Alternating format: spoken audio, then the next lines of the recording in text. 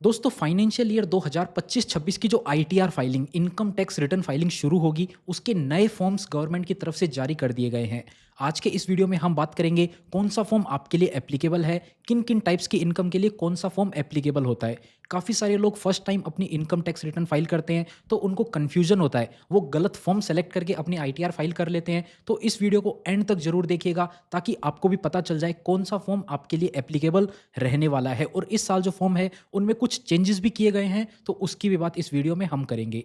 काफ़ी लोगों को ऐसा लगता है कि उनकी इनकम भी 4 लाख से कम है तो उनको आईटीआर फाइल करने की ज़रूरत नहीं है, लेकिन ऐसा नहीं है। जिन लोगों की इनकम पूरे साल भर की यानी कि फाइनेंशियल ईयर 1 अप्रैल 2025 से लेकर 31 मार्च 2026 तक जो आपने पैसा कमाया, वो अगर आपका 4 लाख रुपए से ज़्यादा है तो आपको आईटीआर फाइल करना तो कंपल्सरी है ही।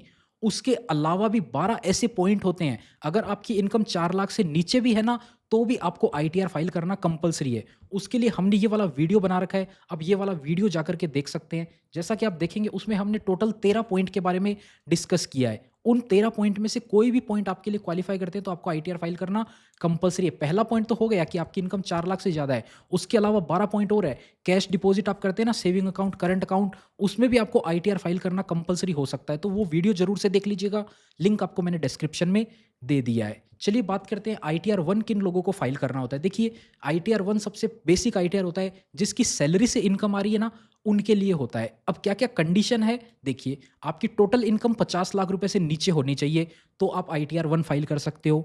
ओके, पहला पॉइंट। दूसरा पॉइंट है आपकी इनकम सैलरी से हो सकती है, आपकी इनकम पेंशन से हो सकती है। ये 3 पॉइंट हो गए।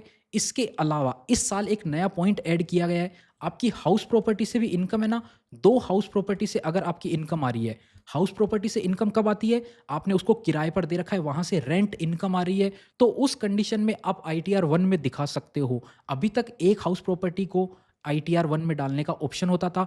इस साल से 2 हाउस प्रॉपर्टी की इनकम आप आईटीआर 1 में रिपोर्ट कर सकते हो।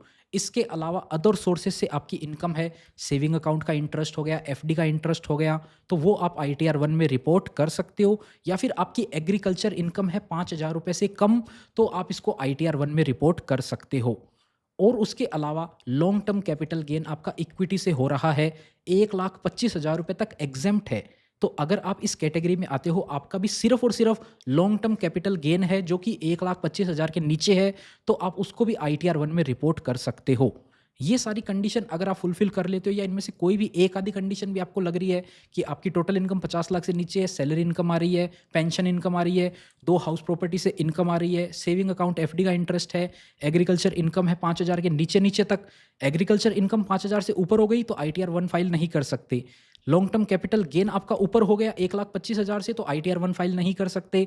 वहीं आपकी हाउस प्रॉपर्टी 3 हाउस प्रॉपर्टी से इनकम आ रही है तो आईटीआर 1 फाइल नहीं कर सकते। अगर आपकी टोटल इनकम ही 50 लाख से ज़्यादा जा रही है तो भी आप आईटीआर 1 फाइल नहीं कर सकते। इसके अलावा आपकी शॉर्ट टर्म कैपिटल गेन है, लॉन्ग टर्म की तो अपन ने बात करी, अगर आपका शॉर्ट टर्म कैपिटल गेन है तो भी आप आईटीआर 1 फाइल नहीं कर सकते हैं। तो क्लियर हो गया आईटीआर 1 कौन-कौन फाइल कर सकता है।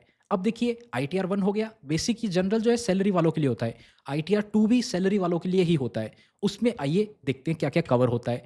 जो हमने बात करी 50 लाख से आपकी इनकम नीचे होनी चाहिए। अगर 50 लाख से ऊपर हो रही है तो आप आईटीआर 2 फाइल करेंगे। सैलरी वही है, पेंशन वही है, ये दोनों चीज़ ठीक है। 2 हाउस प्रॉपर्टी से ज़्यादा जगह से रेंट इनकम आ रही है, यानी कि 3 या फिर 4 हाउस प्रॉपर्टी से आपकी रेंट इनकम आ रही है, तो आप आईटीआर 2 फाइल कर सकते हैं। अदर सोर्सेज़ वही है, ठीक है। इसके अलावा एग्रीकल्चर इनकम अगर आपकी 5,000 से ज़्यादा हो गई, तो उसको आपको आईटीआर 2 में रिपोर्ट करना होगा, आईटीआर 1 में आप रिपोर्ट नहीं कर सकते। एग्ज़ेम्प्ट इनकम का ऑप्शन होता है, उधर आपको ये डालनी पड़ेगी। लॉन्ग टर्म कैपिटल गेन की अपन ने बात करी, 1,25,000 तक तो आप आईटीआर 1 में दिखा सकते हो। अगर आपका लॉन्ग टर्म कैपिटल गेन 1,25,000 से ज़्यादा है, तो आपको आईटीआर 2 फाइल करनी पड़ेगी। अगर आपका कैपिटल लॉस है, जो कि अपन ने लॉन्ग टर्म की बात करी, चाहे वो शॉर्ट टर्म हो, लॉन्ग टर्म हो, कुछ भी हो, अगर कैपिटल गेन या फिर कैपिटल लॉस है, तो उसको आपको आईटीआर 2 में रिपोर्ट करना होगा। उस कंडीशन में आप आईटीआर 1 फाइल नहीं कर सकते। लॉन्ग टर्म कैपिटल लॉस भी है ना आपको, अगर आपको उसको रिपोर्ट करना है तो आईटीआर 2 में ही कर सकते हो। 1 में केवल लॉन्ग टर्म कैपिटल गेन जो 1.25 लाख तक एग्जेम्प्ट होता है, जिस पे टैक्स नहीं लगता, वो ही आप रिपोर्ट कर सकते हो। इसके अलावा अगर आपका कोई फ़ॉरेन इनकम का सोर्स है या फिर कोई भी आपके पास फ़ॉरेन एसेट पड़ी है, तो आईटीआर 2 फाइल करना कंपल्सरी है और इनका डिस्क्लोज़र देना भी कंपल्सरी है, फ़ॉरेन एसेट और फ़ॉरेन इनकम का। यानी कि आपके पास कोई यूएस स्टॉक्स वगैरह पड़े हैं ना, तो उनकी डिस्क्लोज़र देना कंपल्सरी कर दिया गया है इस बार से।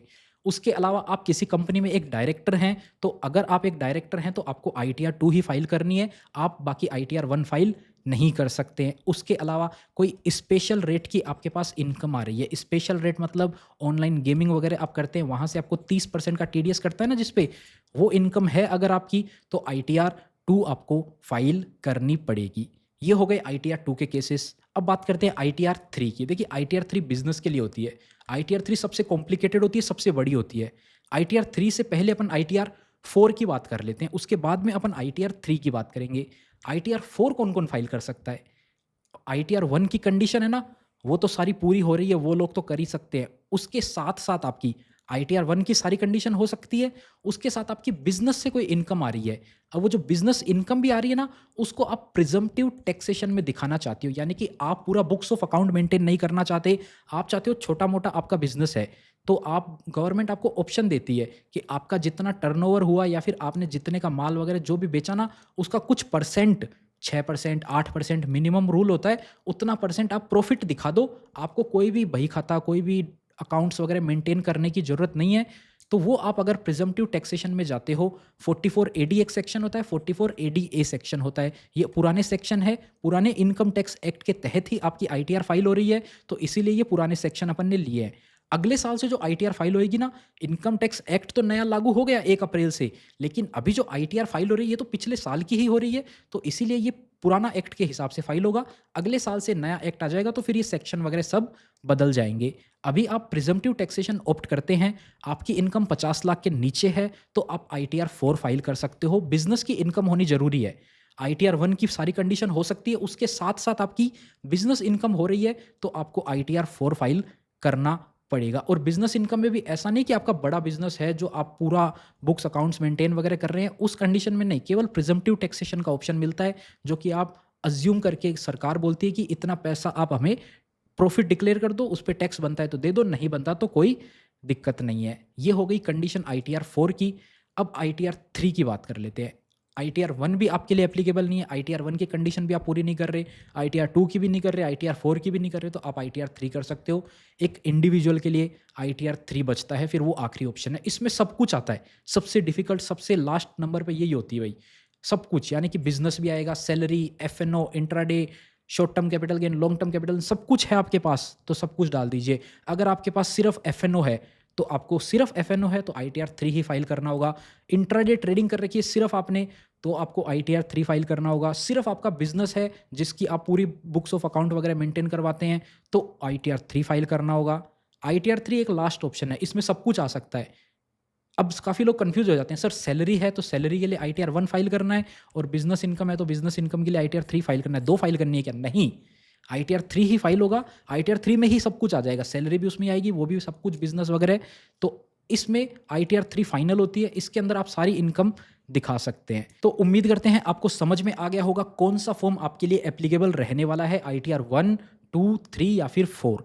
आईटीआर फाइलिंग जल्दी शुरू होने वाली है। अगर आप हमारे थ्रू अपनी आईटीआर फाइल करवाना चाहते हैं, तो लिंक आपको डिस्क्रिप्शन में मिल जाएगा, वहाँ से आप बुकिंग कर सकते हैं। हमारी टीम आपको जल्द ही कॉन्टैक्ट करेगी। और इसके अलावा क्या-क्या चेंजेज़ हुए हैं उसकी बात करें, तो जैसा कि आप देख सकते हो, आईटीआर जो है वो ओल्ड इनकम टैक्स एक्ट के तहत फाइल की जाएगी, और 2 हाउस प्रॉपर्टी की इनकम आप आईटीआर 1 और आईटीआर 4 में अब से दिखा सकते हो। अभी तक केवल आप 1 हाउस प्रॉपर्टी की इनकम दिखा सकते थे। बाकी के लिए अगर आपकी 2 हाउस प्रॉपर्टी होती थी तो आपको आईटीआर 2 में जाना होता था। अगर आपकी बिज़नेस इनकम भी साथ में आ रही है तो आईटीआर 3 में जाना होता था। ये रूल था। केवल इस बार से अगर आपकी 2 हाउस प्रॉपर्टी भी है तो आप आईटीआर 1 और आईटीआर 4 में भी उसको दिखा सकते हैं। इस वीडियो में इतना ही था। उम्मीद करते हैं आपको वीडियो पसंद आई होगी। अगर वीडियो पसंद आई तो वीडियो को लाइक करें।